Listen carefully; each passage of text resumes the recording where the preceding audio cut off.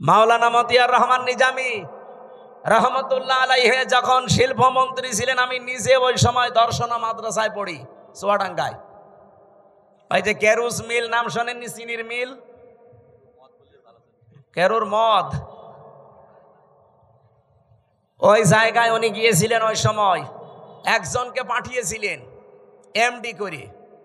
এই যে সৎ মানুষ চেয়ারে থাকলে যে কি হয়, আর 54 বছরে সেখানে 1 টাকা লাভ হয়নি, অথচ ওই 5 বছরে 5 বার প্রত্যেকবার লাভ হয়েছে। সুবহানাল্লাহ বলতে পারেন নাই? এরকম মানুষগুলো শুধু শিল্প মন্ত্রণালয় না, যত মন্ত্রী আছে সব যদি এইরকম মানুষ হতো না, এ দেশটা ওই মালয়েশিয়ার মতো 2004 সাল থেকে দাঁড়িয়ে যেত। তো দাঁড়াবে কি করে? দাঁড়াবে কি করে যাদেরকে দায়িত্ব দেওয়া হয়? এত বড় চোর পৃথিবীতে নেই। 36,000 কোটি টাকা একটা দরবেশ চুরি করেছে। ওর দিকে তাকালে আমার কোটে আমার সাথে দেখা হয়তো মাঝে মাঝে। এই 3 বছরই ওর সাথে বহুবার দেখা হয়েছে। মাঝে মাঝে দেখতাম ওর মাথার চুল থেকে পায়ের তালু পর্যন্ত, মানে পায়ের তালুর নিচে যেটা থাকে ওই যে স্যান্ডেল, ওইটা পর্যন্ত সাদা। আমার মনে হয় ভেতরেও সাদা। ভেতরেটা তোর বলা যাচ্ছে না, ভেতরেও সাদা, চুল সাদা, ওর দাড়ি সাদা, জামা সাদা, পায়জামা সাদা, কোটি সাদা, এমনকি স্যান্ডেলও সাদা। আর ভেতরেটা সাদা নাতে কালো, ওটাও সাদা। কিন্তু একটা জিনিস ছিল একেবারে কালো কুচকুচে, মনটা। এক কথা বলেন না কেন? এই শয়তান বলেছে যে কোরআনের সমস্যা আছে। ওর তো ফাঁসি হওয়ার দরকার ছিল ওই সময়।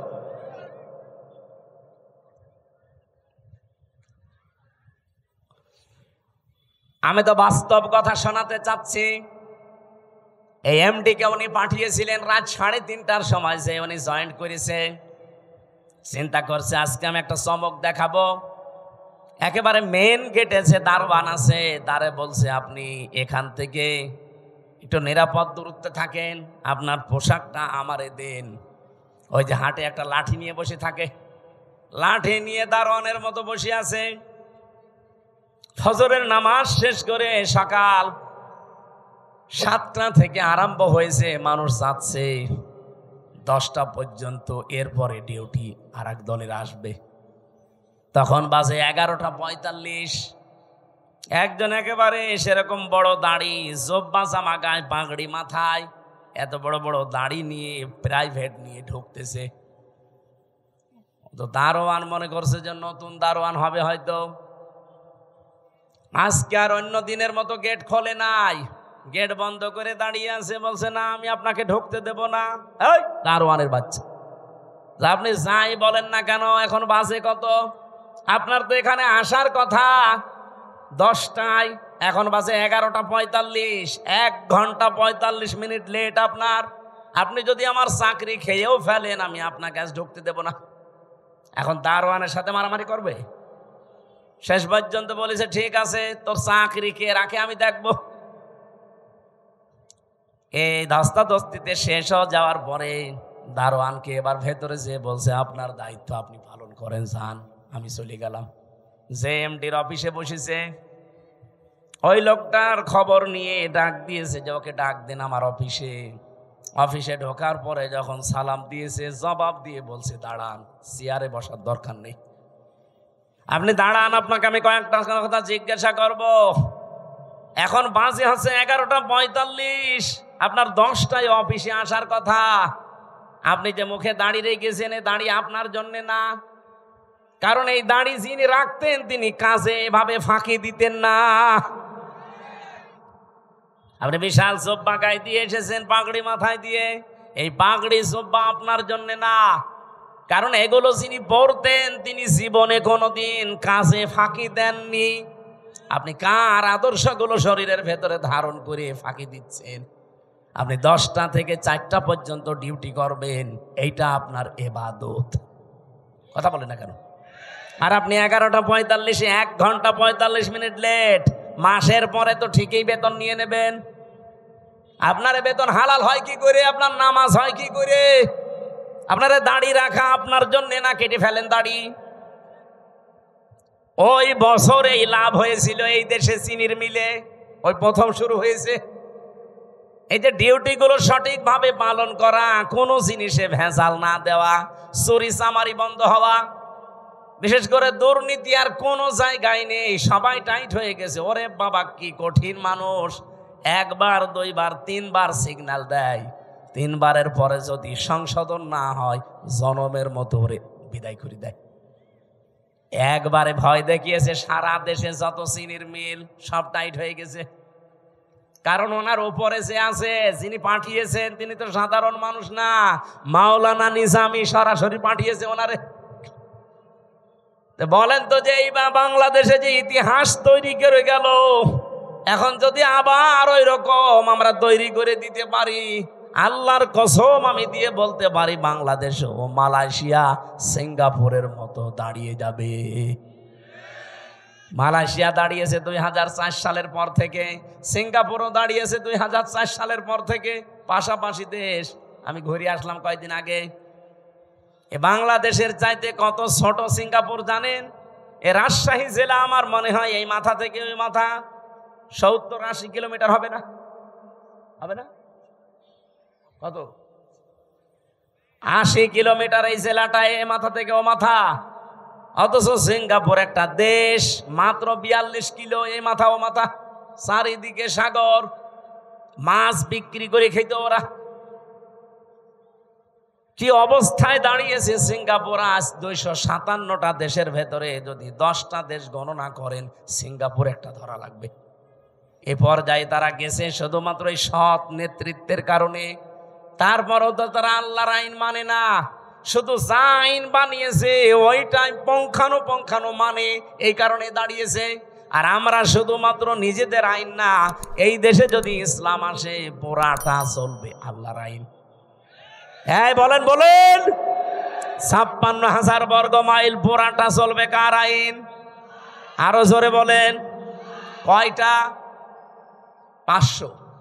ওই যে পরিচিত যে বিষয়গুলো আদম নবী থেকে, ওই বিষয়গুলো আসবে পরিচিত, সব একটা একটা করে ব্যক্তি, পরিবার, সমাজ, রাষ্ট্রে কায়েম হয়ে যাবে 500। আর অন্যায় 500। সৎ কাজে আদেশ দেবে, অন্যায় কাজে নিষেধ করবে, এই প্রতিশ্রুতি ওনারা দিয়েছে। অন্য দলের ভেতরে যদি এই প্রতিশ্রুতি থাকে যে আল্লাযীনা ইম্মাক্কান্নাহুম ফিল আরদি আকামুস সালাত ওয়া আতাবুজ যাকাত ওয়া আমারু বিল মারুফ ওয়া নাহাউ আনিল মুনকার ওয়ালিল্লাহি আকিবাতুল উমুর, যেই দলের কর্মসূচিতে এই চারটা আছে আপনি তাকে এবার ভোট দেবেন, সে যেই হোক। আমি কারো দলে বিদলে নাই, এই চারটা কর্মসূচি যার কাছে পাবেন তাকে এবার ভোট দেবেন। আর আমি যেহেতু নিজে দেখতেছি এই মানুষগুলো এই গ্যারান্টির উপরে আছে, এরা কথা দিয়েছে যদি ইসলাম এদেশে সংসদে যায় প্রথমেই তারা নামাজের বিল আনবে। ওনারা জিজ্ঞাসা করেন, যদি বলেন না আমি নামাজের বিল প্রথমে আনবো না, আমি সুদের বিল আনবো, ওরা একটা ভোটও দেবেন না। 2 নম্বরে ওরা যাকাতের বিল কায়েম করবে, যে যাকাত ভিত্তিক অর্থনীতি কায়েম হবে এখন থেকে। 3 নম্বরে ভালো কাজ, যেটা পরিচিত কাজ, ওগুলো জারি হবে, এগুলো আদেশ হবে আইনের মাধ্যমে। আর অন্যায় যতগুলো আছে অন্যায় সব বন্ধ হবে, বাধার প্রাচীর তৈরি করা হবে। এটা যদি আজ বাংলাদেশে ইসলাম থাকতো, কুমারখালী এই গাজী কালুর চম্পাবতীর এই অর্ধ উলঙ্গ নাচের অনুমতি দিত, এটার জন্য মারামারি হইতো, আইন পাশ করে সব অন্যায় কাজগুলো বন্ধ করে দিত। এই জন্য আমরা চাচ্ছি আপনারা যা ভুল বোঝেন বা ভুল বোঝান, এই যে রাজশাহী অঞ্চলের এ পাশে কালকে আমার মাহফিল যেখানে আছে চাঁপাইনবাবগঞ্জ, 2 জন বিশাল বিশাল মুফতি আছে, স্বামী আর স্ত্রী 2 জনই মুফতি, ভারতের কামান, এরা মুজাদ্দেদে জামান। কি ফতোয়া দিচ্ছে দেখেছেন? এরা কোনোদিন 24-এর কথা বলে না, এরা শুধু কথা বললে 71, 47, 52 কথা বলছে না কেন? আরো কিছু তৈরি হয়েছে তাদের মুরিদ, এই পাবনার একটা হাবিব ঘোষণা দিয়েছে এই পাবনা জেলার আটঘরিয়ায় জামাত ইসলামের কোন মানুষ আজানও দিতে পারবে না, নামাজও পড়াতে পারবে না। তা আপনি ঘোষণা দিয়েই শেষ করে দিলে হবে? আপনি নিজে নামাজ পড়াতে পারবেন? আজকে একজনের নামাজ দেখলাম, কি সোরা পড়ছে গো, মনে হচ্ছে জিবরাইল নতুন নাজিল করছে। আলাম তারা কাইফা ফালা রব্বুকা বিয়াস। তাও তো আমি ভালো করে পড়ছি, এটা শোনান তো। কি তেলাওয়াত, আমার মনে হয় দাঁত মুখ ভেঙে যাবে। এই কথা যে বলতে পারে, আমার মনে হয় তারে এখন থেকে ইমামতির জায়গায় দাঁড় করিয়ে দেওয়া লাগবে। আর ওই যে আর এক চাপাবাজ যেটা ডিম খাচ্ছে, আচ্ছা আমার বুখারী শরীফ, কোরআন শরীফ সব পড়া শেষ, হ্যাঁ পুরাটা চাপাবাজি। এই বহু চাপাবাজ এই দেশে এখনো আছে গোপনে, আর প্রকাশ্যেও অনেকে 24-এর কথা বলে না, কথা বললেই 71, কথা বললেই 52, কথা বললেই 47। আরে ভাই 71, 52, 47 আমরা কেউ ছিলাম না, আমরা ছিলাম 24-এ। এই যে মে মাস চলছে, আজকে 22 তারিখ, এই সামনে মাসের 10 তারিখে জুন মাসের এই দেশে জুলাই ঘোষণাপত্র অলরেডি প্রকাশ করা হবে। যখন এই ঘোষণাপত্র আসবে তখন অটোমেটিক ভাবে বাংলাদেশের সংবিধান বাতিল হয়ে যাবে। আর এই সংবিধান অনুযায়ী এখন যে চুপ্পু মিয়া আছে রাষ্ট্রপতিও অটোমেটিক বাতিল হয়ে যাবে। এক কথা বলেন না কেন? কারণ এই দেশ চলবে এখন 24-এর চেতনায়। কথা বলেন ঠিক কিনা? কোনো বৈষম্য থাকবে না দেশে, আর বৈষম্য যতদিন আছে ততদিন নির্বাচনও হবে না। তাহলে নির্বাচন দিলে 2732 জন মানুষ মরে গেল, ওদের কি জীবনের দাম নেই? তো ওদের জীবনের দাম দেন, তারপরে আপনি 72, 71, 73-এর কথা নিয়ে আসেন। আমরাও 71-কে সম্মান করি, 52-কে সম্মান করি, 47-কে সম্মান করি, কিন্তু না, সবচাইতে বড় সম্মানের জায়গা এখন আমি যেহেতু দেখেছি নিজে 24 কথা বলেন না কেন? এই দেশ চলবে এখন 24-এর চেতনায়। কোন চাপাবাজের চাপাবাজি এ দেশে আর চলবে? যদি এরকম চাপাবাজি করে মমতাজের মতো সেও ডিম খাবে। তাও কি ভালো ডিম? পচা ডিম। যে ডিম খেয়েছে মহিলা আজকে মানিকগঞ্জে, ও জীবনে মনে হয় আর কোর্টে হাজিরা দিতে আসবে না।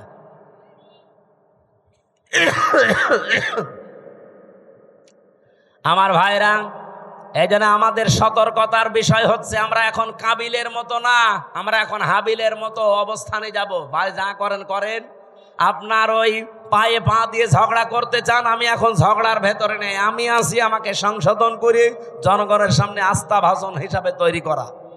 কারণ আমি চাই এই পৃথিবীতে আমারটা যেমন কবুল হচ্ছে, আমার আন্ডারে যারা থাকবে তাদেরটাও যেন আল্লাহর দরবারে কবুল হয়। আর আপনি আমাকে মেরে ফেলার জন্য উঠে পড়ে লেগেছেন। লাইম বাসাত্তা ইলাইয়া ইয়াদা কালি তাকতুলানি মা নাবি বাসিতি ইয়াদিয়া ইলাই কালি আকতুলাক ইন্নী আখাফুল্লাহ রাব্বাল আলামিন। কি গুরুত্বপূর্ণ কথা ওই দিন হাবিল বলিস। আল্লাহ হাবিলের এই কথাগুলো আমাদের জীবনে মেনে চলার তৌফিক দেন, বলেন আমিন। আমরা সূরা মারইয়ামের 41 থেকে তেলাওয়াত আরম্ভ করেছি। তেলাওয়াত কি তো আয়াত থেকে তাফসীর আকারে কথা বলা, সময় বেশি হয়ে যাচ্ছে, একটু সময় দেন আমার আজকে, যেহেতু মাহফিল আজকে একটা, তো এই জন্য একটু বেশি সময় নিচ্ছি। মাহফিল যতক্ষণ চলে আয়াতটা শেষ না হতে থাকবেন। মোনাজাতের পরে আমার এই যে গাড়ি আছে, এটা আমার গাড়ি না, এই গাড়ি থেকে আমার লিখিত যে বইগুলো আছে মেয়েদের ওপরের পুরুষদের উপরে, ওটা নিয়ে যেয়ে পড়বেন। বই মানুষকে ঠকায় না, পড়বেন, আপনার ভাগ্য খুলবে ইনশাল্লাহ। জবান খোলে সূরা মারইয়ামের 41 নম্বর আয়াত, এখান থেকে আমরা আরম্ভ করব।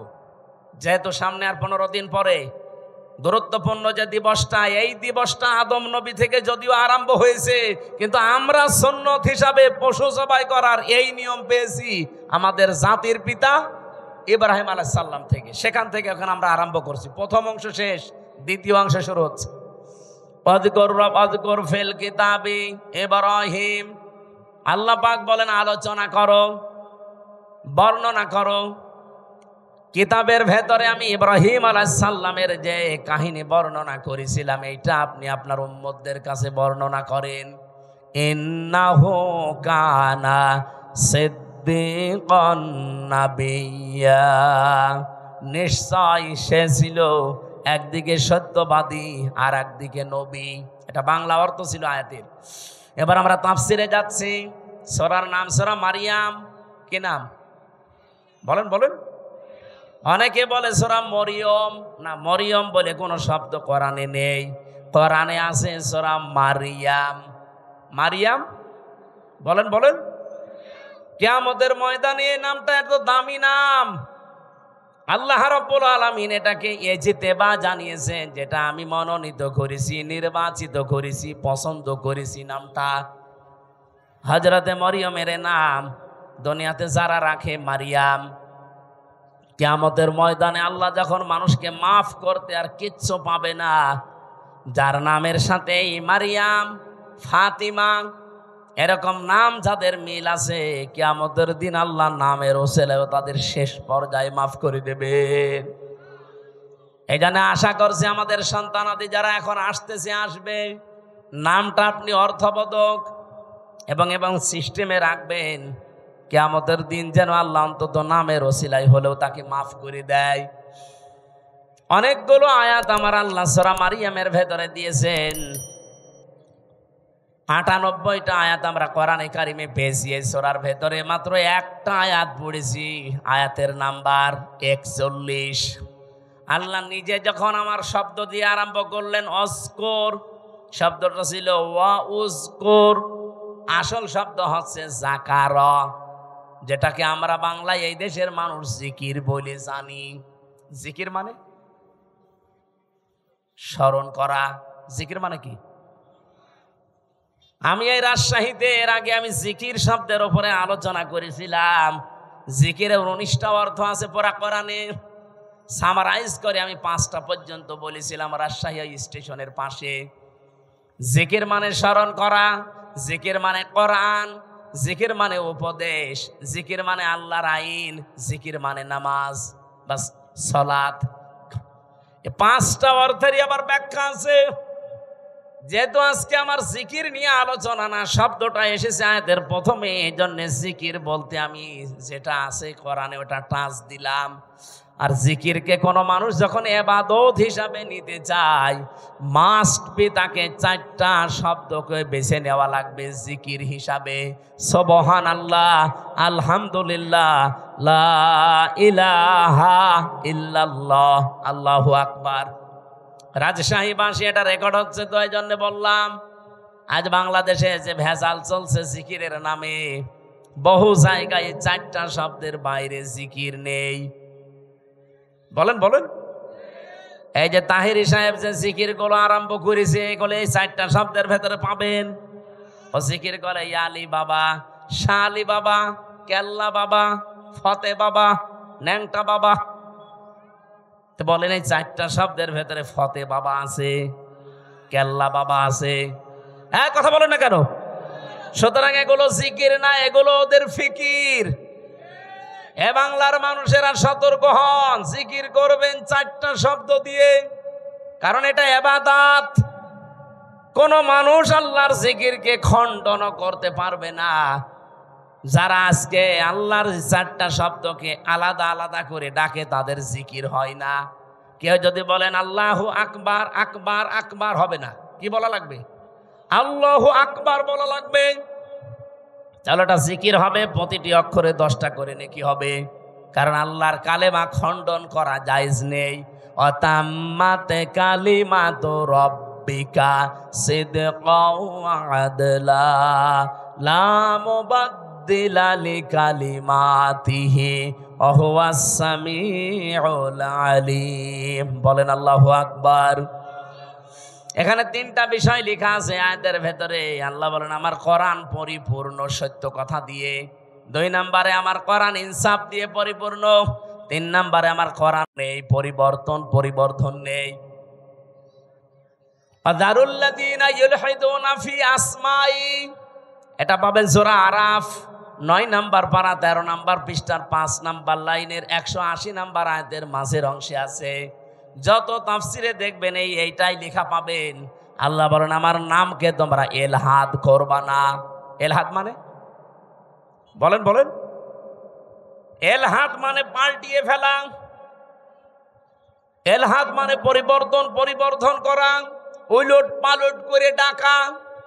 বাংলার মানুষেরা আল্লাহ যেহেতু এলহাদ করলে নিষেধ করেছেন, সুতরাং আজকে থেকে আমরা আর শুধু আকবার আকবার না, আল্লাহু আকবার জিকির করব। শুধু সুবহান সুবহান না, সুবহান আল্লাহ জিকির করব। শুধু আলহামদ আলহামদ না, আলহামদুলিল্লাহ বলবো। শুধু লাইলা লাইলা না, লা ইলাহা ইল্লাল্লাহ বলবো। এর বাইরে যদি কেউ জিকিরের কোনো শব্দ আবিষ্কার করেন, দলিল দেওয়া লাগবে। এই কথা বলছেন না কেন? বলেন বলেন। হ্যাঁ, আপনি সব সময় মুখে জারি রাখতে পারেন একটা শব্দ, সেটা হচ্ছে আস্তাগফিরুল্লাহ। আস্তাগফিরুল্লাহ সব সময় মুখে জারি রাখবেন। শুধু টয়লেটে আর স্বামী স্ত্রীর ব্যবহারের সময়, এই দুইটা সময় বাদ দিয়ে সব সময় মুখে জারি রাখতে পারেন কি? আস্তাগফিরুল্লাহ। বলেন আস্তাগফিরুল্লাহ, আস্তাগফিরুল্লাহ। মনে যখনই আপনার আনমনা হয়ে যাবে, এই শব্দটা মুখে জারি রেখে দেবেন। বিশ্বনবী বলেন, এটা যার জীবনে যত বেশি থাকবে, আমার আল্লাহ জান্নাতে তার নিয়ামত তত বেশি বৃদ্ধি করে দেবে।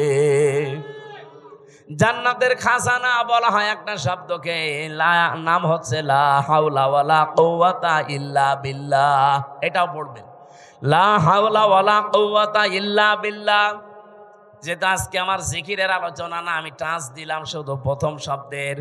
অযকুর ফিল কিতাবি, আল্লাহ পাক বলেন আলোচনা করো, বর্ণনা করো হে নবী, কিতাবের মধ্যে। কিসের মধ্যে? কিতাব কাকে বলা হয়? এই পৃথিবীতে যত কিছু আপনি দেখতে পান, লাইব্রেরিতে যান, প্রত্যেকটা হচ্ছে কিতাবের ব্যাখ্যা। আল্লাহর ভাষায় এই দুনিয়াতে এখন একটাই কিতাব আছে, অথেন্টিক কিতাব, তার নাম কোরআন। তার নাম কি? এই জন্য আপনি এখানে দেখেন কিতাবের আগে আলিফ লাম দেওয়া আছে, অযকুর ফিল কিতাবি। নির্দিষ্ট করে আল্লাহ জানিয়েছেন কিতাব একটাই। তাছাড়া দুনিয়াতে যত কিছু আছে ওগুলো কিতাবের ব্যাখ্যা। এই জন্য আপনাকে কেউ যদি বলে আমি ইসলাম জানতে চাই, কোন কিতাব পড়লে আমি ইসলাম জানতে পারবো, আপনাকে কোরআন দেওয়া লাগবে। আপনি যদি বলেন না এই যে রবীন্দ্রনাথ ঠাকুরের কবিতা দিলাম, পাবে ইসলাম? পৃথিবীতে যত তাফসীর লেখা আছে, যত হাদিসের গ্রন্থ লেখা আছে, যত কিছু আছে, সব হচ্ছে আল্লাহর এই কিতাবের ব্যাখ্যা।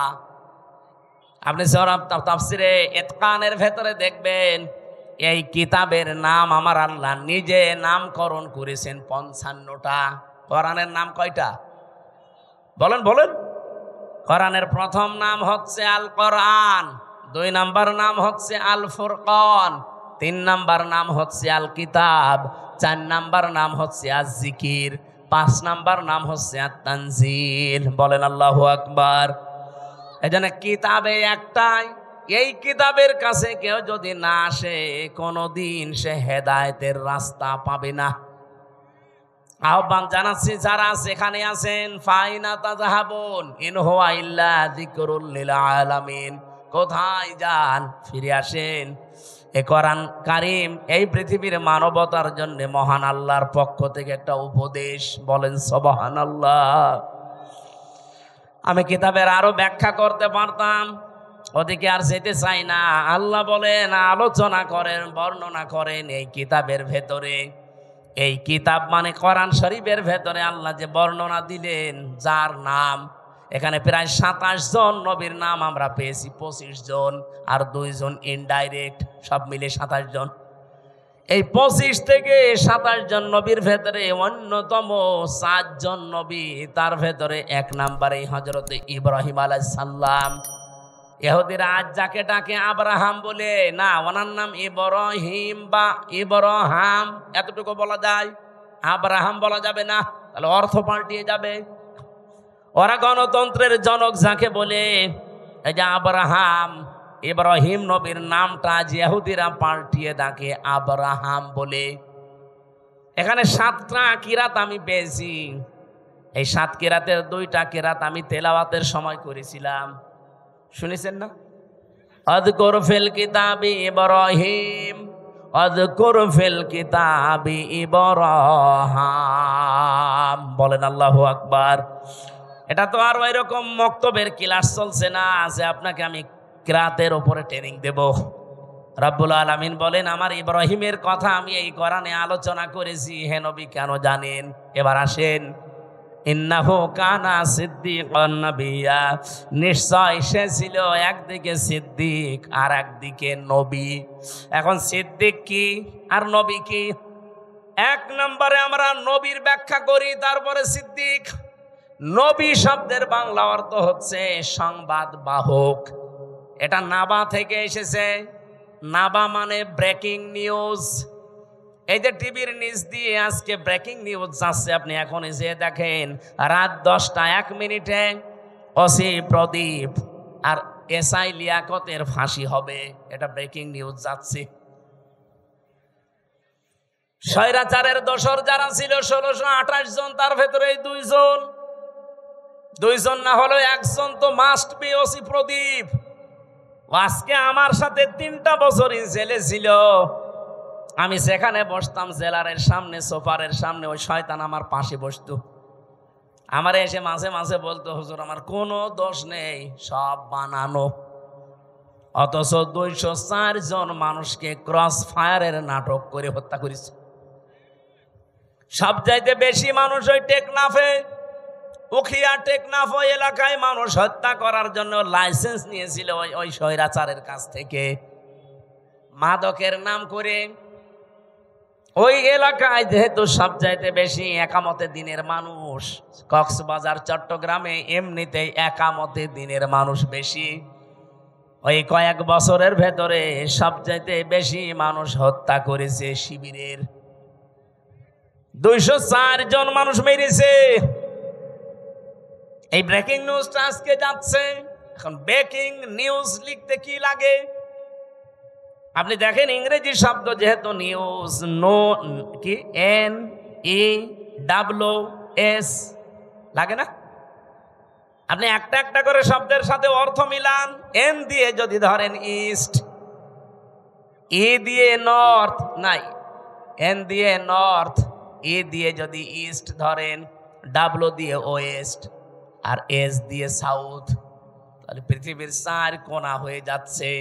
তামাম পৃথিবীতে যত সংবাদ পৌঁছানো লাগবে সব আমার আল্লাহ নবীদেরকে দিয়ে পৌঁছিয়েছিলেন। বলেন সুবহানাল্লাহ। সব চাইতে বড় সংবাদ হচ্ছে, এরপরে একটা একটা করে সংবাদগুলো তিনি পরিবেশন করবেন তার পরিবার থেকে শুরু করে। 2 নম্বরে তিনি সিদ্দিক ছিলেন। সিদ্দিক কি? সত্য কথা বললেই সিদ্দিক হয় না মানুষ। সত্যকে সত্য বলে জানার পরে যারা দ্বিধাহীন চিত্তে প্রশ্ন ছাড়া গ্রহণ করে নিতে পারে, তার নাম সিদ্দিক। হযরতে আবু বকর পর্যন্ত তিনি ছিলেন, কিন্তু জানি যখন মেরাজের এই কাহিনীকে সত্যকে সত্য জানার পরে কোনো প্রশ্ন ছাড়া দ্বিধাহীন চিত্তে মেনে নিয়েছিলেন, বিশ্বাস করেছিলেন। বিশ্বনবী ওই দিন তাকে বলেছিলেন, তুমি আবু বকর শুধু না, আজকে থেকে আবু বকর সিদ্দিক। তাহলে আজ বাংলাদেশে আমরা যদি কেউ সিদ্দিক হতে চাই, কিয়ামতের দিন যেহেতু 4 প্রকার মানুষকে আল্লাহ পুরস্কার দেবে, মিনান নাবিয়্যিনা ওয়াস-সিদ্দীকিনা ওয়াশ-শুহাদা ওয়াস-সালিহিন, এই 4 প্রকারের ভেতরে 2 নম্বরে সিদ্দিক। তাহলে সত্যকে সত্য জানার পর কোনো চিন্তা ভাবনা আর করা যাবে না। দ্বিধাহীন চিত্তে প্রশ্ন ছাড়া, পিছুটান ছাড়া যারা মেনে নিয়ে জীবন চালাতে পারবে, কিয়ামতের দিন তারা সিদ্দিকের কাতারে উঠবে। এ বাংলাদেশে সিদ্দিক আছে, খালি নামে আছে আবু বকর সিদ্দিক। সত্যকে সত্য জানার পরে মেনে নেওয়া দূরের কথা, আরো ঘাড় ঘোরায়, ঘাড় মোটা করে, চোখ মোটা করে। পাবনায় কোরআনে কারিমে আগুন লাগিয়েছে 150টা কোরআনে। সত্য কোনটা আপনি উদ্ঘাটন করে বের করেন না, আন্দাজে একজনের উপরে 10টা চাপিয়ে এমন কালার করার চেষ্টা চালিয়েছে। এখন তো সব বেরিয়ে আসছে, কে কে এটা করেছে, কার নির্দেশে করেছে, সব বেরিয়ে আসতেছে। আমরা দল বিদল বসি না, কোরআনে যারা আগুন দিয়েছে তাদের হাত এই দেশে থাকবে না। এই কথা বলেন না কেন? যে এই কাজের সাথে জড়িত, যারা এর সাথে ইঙ্গিত দিয়েছে। আপনি কি জামাত ইসলামের অফিসে আগুন দিয়েছেন? হঠাৎ একটা শো, ওখানে ছিল কি আল্লাহর কোরআন, একটা দুইটা না 150টা কোরআন পুড়ে ছাই হয়ে গেছে। কোরআনে আগুন দেননি আপনি, আপনার কপালে আগুন দিয়েছেন। নিজেকে সংশোধন না করে আবার কাবিলের মতো হঠকারিতা করেন যে কি ওরা নিজেরাই কোরআনে আগুন দিয়ে আমাদের ওপরে দোষ দেয়। ওদের বিবেকের ওপরে কি কুকুরে প্রসাব করেছে যে নিজেরা আগুন দিয়ে আপনারা দোষ দেবে? আরে কি দুনিয়ার কোনো বিষয় হেলা খেলা করে আপনার উপরে দোষ দিয়ে দিল? এ কোরআন আপনারও না আমারও না, এ কোরআন কার? এজন্য আমরা আহ্বান জানাচ্ছি, এটার সুষ্ঠু তদন্ত হয়ে যারা জড়িত জনসম্মুখে তাদের বিচার করা লাগবে। হ্যাঁ, রাজি আছেন না আপনারা? রাজি আছেন না? আগামীতে কেউ যেন সাহস আর না দেখায়। সিদ্দিকী আমরা বুঝি না, আমাদের জাতির পিতা হযরত ইব্রাহিম, তিনি প্রথমে আকাশের তারকা দেখে বলেছিলেন এইটাই আমার খোদা হবে। যখন ডুবে গেছে বলছে না, ডুবে যাওয়া জিনিস আমি ভালোবাসি না। যখন চাঁদ দেখলেন বললেন এটা আর একটু বড়, এটা আমার বড় খোদা। বললেন না, এইটাও ডুবে গেছে, মানি না। সকালবেলা যখন সূর্য দেখলেন বলেন হাজা আকবার, এর চাইতে বড় জিনিস আর নেই, এটাই আমার বড় খোদা। ওইটা যখন সন্ধ্যাবেলা ডুবে গেল তিনি ডাক দিয়ে বললেন না, ইন্নী ওয়াজ্জাহতু ওয়াজহিয়া লিল্লাযী ফাতারাস সামাওয়াতি ওয়াল আরদা হানিফা ওয়া মা আনা মিনাল মুশরিকিন। আমি আজ আমার চেহারাকে ঘুরিয়ে দিলাম ওই আল্লাহর দিকে যিনি আকাশ আর জমিনের উদ্ভাবক। আমি একনিষ্ঠভাবে মন থেকেই ঘুরে এসেছি, আমি মুশরিক না। ও বাংলার মানুষেরা, জাতির পিতা ইব্রাহিম তিনি নিজে খোঁজ করে করে সত্যকে উদ্ঘাটন করেছিলেন। আর আমরা সেই জাতির পিতার সন্তান, চোখে আঙ্গুল দিয়ে দেখিয়ে দিলেও আমরা সত্যকে সত্য হিসাবে মানতে চাই না। এই কথা বলেন না কেন? আপনি জাতির পিতা ইব্রাহিমের সন্তান আর নেই, তিনি সত্যকে খুঁজে নিয়েছিলেন। আর আমাদেরকে সত্য আঙ্গুল দিয়ে দেখিয়ে দেওয়া হয়, তারপরও মানতে তো চাই না। সত্য কেউ নিয়ে আসলে তাকেও মেরে ফেলতে চায়।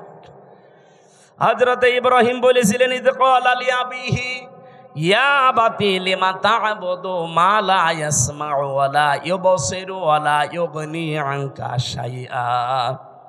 হে আমার বাবা, কেন আপনারা ইবাদত করেন যেটা কানে শোনে না, চোখে দেখে না, কোনো উপকারও করতে পারে না? ওই জামানায় যেহেতু সবচেয়ে বেশি প্রচলন ছিল মূর্তির পূজা করা। ইব্রাহিম নবীর বাবার নাম ছিল আজর বা তারিক। উনি নিজে হাতে মূর্তি বানাতেন আর ওটা বাজারে বিক্রি করতেন, সেল দিতেন, খুব দামি দামি মূর্তি। ইব্রাহিম নবীকে দিয়ে মূর্তি বিক্রি করার জন্য বাজারে পাঠাতেন। তাফসিরে লিখেছে ওনাকে একবার ঝুড়ির ভেতরে, বড় বিশাল একটা ঝুড়িতে অনেকগুলো মূর্তি মাটির তৈরি করা, বলছে বাজারে নিয়ে যাও, বিক্রি করে আসো। বাজারে নিয়ে যাওয়ার পরে এক জায়গায় রেখে দিয়েছে। কেউ তো নিচ্ছে, কেউ নিচ্ছে না। চিন্তা করে অনেকগুলো তো বেঁচে আছে, কি করা যায়? মনের ভেতরে ওই যে উনি সত্যের সন্ধান যেহেতু আগেই পেয়েছিলেন, বাবাকে এত করে বুঝিয়েছেন যে বাবা এখানে শোনে না, চোখে দেখে না, উপকারও করতে পারে না, আপনি এর পেছনে সময় দেন, শ্রম দেন, এর কাছে মাথা নত করেন। বাবা তো মানে নাই, বলছে এটা আমার ব্যবসা, এটা করলে অনেক কিছু আয় হবে। প্রতিমধ্যে নিজে নিজে একটার সাথে আর একটা ঠোকর লাগিয়েছে। মাটির জিনিস, শুকনা জিনিস একটার সাথে আর একটা মারে ভেঙে যায়। বাড়িতে ঝুড়ি ভর্তি করে নিয়ে এসে বলছে বাবা এই দেখেন রাস্তায় মারামারি করে এদের অবস্থা। আমার মনে হয় বিশ্বে আজ যারা মুশরিক আছেন, যারা মূর্তি পূজা করেন, বিবেকের উপরে যদি কুকুরে প্রসাব করে না দেয়, বিবেক যদি কারো কাছে বন্ধক না রাখেন, নিজের হাতে তৈরি করা জিনিসের সামনে জীবনও আপনি মাথা নত করবেন না। অনেকে দলিল দিয়েছিলেন, প্রথমে যুক্তি দিলেন বাবা মা লা ইয়াসমাউ ওয়া লা ইউবসিরু ওয়া লা ইউগনি আনকা শাইআ, যে কানে শোনে না, চোখে দেখে না, আপনাকে আমি এত করে বোঝালাম, আর এখন আপনি বলছেন যে ভেঙ্গে ভেঙ্গে তারা নিজেরা মারামারি করে মরে গেছে। আমি আপনাকে বোঝালাম যে ওরা নিজেরা মারামারি করে, আপনি বিশ্বাস করেন না। আপনি বলছেন না ওরা তো কথা বলতে পারে না। কথা যেহেতু বলতে পারে না, কানে শুনতে পারে না, বিপদে পড়লে আমারে বাঁচাতেও পারে না, তাহলে এর সামনে আপনি মাথা নত করেন কেন? বাবা তখন লাজবাব হয়ে গেছে। হযরত ইব্রাহিম দেখলেন আমার বাবা যখন অন্তত এখন আর জবাব দিতে পারে না, তখন তিনি বলেছিলেন, ইয়া আবাতি ইন্নী ক্বাদ জাআনি মিনাল ইলমি মা লাম ইয়াতিকা ফাত্তাবি'নি আহদিকা সিরাতান সাবিয়্যা। হে আমার বাবা, আমার কাছে একটা জ্ঞান এসেছে, ওই যে তিনি তিনটা জ্ঞানের মাঝখানে পেলেন, তারকা, সূর্য আর চন্দ্র দেখে দেখে একটার পর একটা যখন ডুবে যায়, তার ভেতর থেকে ওই যে জ্ঞানটা, এই জ্ঞান উনি পেয়েছিলেন কোন জায়গা থেকে? ওই যে একেবারে প্রথম ক্লাস, ওই ক্লাসে আদম নবী, পৃষ্ঠদেশে ইব্রাহিম নবী ছিলেন না? বলেন বলেন। ওই দিন থেকে তিনি জেনেছিলেন। এটা হয়তো অনেকের চাপা পড়ে থাকে, এই জন্য প্রকাশ করতে চায় না। নবীদের যেহেতু আল্লাহ কন্ট্রোল করছেন, ওই জ্ঞানটা ওনার কাছে আমার আল্লাহ উদ্ভাসিত করে দিয়েছেন, জাগরণ করে দিয়েছেন। ডাক দিয়ে বললেন, বাবা আমার কাছে যে জ্ঞান এলেম এসেছে, আপনার কাছে ওইটা নেই, আর আপনার কাছে থাকলে ওইটা চাপা পড়ে আছে। আপনাকে আমি আহ্বান জানাচ্ছি, আপনি আমার অনুসরণ করেন, তাহলে আপনাকে আমি সহজ সরল পথ দেখাতে পারবো। ইয়া বাতিলা তা'বুদিশ শাইতানা ইন্নাশ শাইতানা কানা লির-রহমানি আসিয়্যা। তিনি ডাক দিয়ে বলেছিলেন, হে বাবা, ইয়া আবাতি ইন্নী আখাফু আইয়ামাসসাকা আযাবুম মিনার রহমানি ফাতাকুনা লিশ-শাইতানি ওলিয়্যা। ক্বালা আরাগিবুন আনতা আন আলিহাতি ইয়া ইব্রাহিম লা ইল্লাম তানতাহি লা আরজুমান্নাকা ওয়াহজুরনি মালিয়া। বলেন সুবহানাল্লাহ। হযরত ইব্রাহিম এত সুন্দর করে তার বাবাকে বুঝিয়েছিলেন। আজও তামাম বিশ্বের মুশরিকদেরকে, নবীর উম্মত যারা আমরা এইভাবে করে বোঝাতে চাচ্ছি, তো মানুষ বোঝা তো দূরের কথা, ওই জামানায় ইব্রাহিম নবীর বাবা যা বলেছিল, আজ আমার মনে হচ্ছে বাঙালি জাতি আমাদেরকে তাই বলছে। ওই জামানায় ইব্রাহিম নবীর বাবা বলেছিল, ওয়াহজুরনি মালিয়া, তোকে তো আমি নিজে জেলখানায় পাঠিয়ে দেব, অথবা মেরে ফেলবো, অথবা দেশ থেকে তোরে এমন দূরে দাঁড়িয়ে দেব যেন তোর সাথে দেখা না হয়। এ কথাগুলো আজ বিভিন্ন ভাষায় আমাদের ওপরে চাপিয়ে দিচ্ছে, বিভিন্ন কায়দায় আজরের বংশধর দ্বারা তারা। আমার কথার অর্থ আমি আশা করছি আপনি বুঝেছেন। এত লাইন দিয়ে বোঝানো হয় মানুষদেরকে, এত জলিল দিয়ে, যুক্তি দিয়ে, প্রমাণ দিয়ে। মানুষের মনে হয় যদি মাথার ভেতরে একটু হালকা মগজ থাকে, এর দ্বারা কোনোদিন পৃথিবীর কারো আইন মানা সম্ভব না। মূর্তির পূজা করা আর মানুষের পূজা করা, মানুষের আইন মানা একই জিনিস। আজ দুর্গা পূজা করে যারা, দরগা পূজা করে যারা, জিনিস একই। ওরা দুর্গা বানিয়েছে, এরা দরগা বানিয়েছে। হিন্দুরা আজ দুর্গা পূজা চালাচ্ছে আর মুসলমানেরা দরগা পূজা চালাচ্ছে, জিনিস একই। কথা বলছেন? সুতরাং আপনাদেরকে আমরা মুক্ত করতে চাই। আমাদের জাতির পিতা ইব্রাহিম আলাইহিস সালামকে বহু ভয় ওই সময় দেখিয়েছে। জাতির পিতা ইব্রাহিম নবী এবার দেখলেন না, এরা আমাকে আর বাঁচতে দেবে না, আগুনে পর্যন্ত শেষ পর্যন্ত ফেলে দিয়েছে। ওখান থেকে মুক্ত হওয়ার পরে তিনি বলেছিলেন, আকালা ইন্নী যাহিবুন ইলা রাব্বি সায়াহদিন রাব্বি হাবলি মিনাস সালিহিন ফাবাশশারনাহু বিগুলামিন হালিম। হযরত ইব্রাহিম ওই দিন জাতির কাছ থেকে, বাবার কাছ থেকে মুখ ফিরিয়ে বললেন, আমি এমন এক আল্লাহর দিকে, রবের দিকে ধাবমান হলাম, এমন দিকে আমার এই মুখ চেহারা ফিরিয়ে দিলাম, আমি আশা করছি অতি শীঘ্রই তিনি আমাকে পথ দেখাবেন, হেদায়েত দিয়ে দেবেন, পথের সন্ধান দেবেন। জাতির লোককে এত বোঝানোর পরেও যখন আর জাতি আসে না, এই দেশের আলেমরা কিন্তু শেষ পর্যন্ত ইব্রাহিম নবীর মতো এই কথা বলতে আমরা বাধ্য হব। কথা বোঝেন আমার? তখন আপনি জাহান্নামে যাবেন না কোন জায়গায় যাবেন, আপনার জন্য আমার আর কোনো আফসোস নেই, আমি ধরা বাঁধাও নেই। এত করে কত কিছু যুক্তি প্রমাণ দলিল দিয়ে যে মানুষের তৈরি করা আইন আর মূর্তি পূজা জিনিস একই, ওরা না বুঝে করছে আর আপনি বুঝে করছেন, ওরা দুর্গা পূজা করে আপনি দুর্গা পূজা করেন, জিনিস তো একই। ফিরে আসেন, ফিরে আসেন, ফিরে আসেন। হাতে পায়ে ধরার বাকি আছে, আর কত কিছু বলা যায়।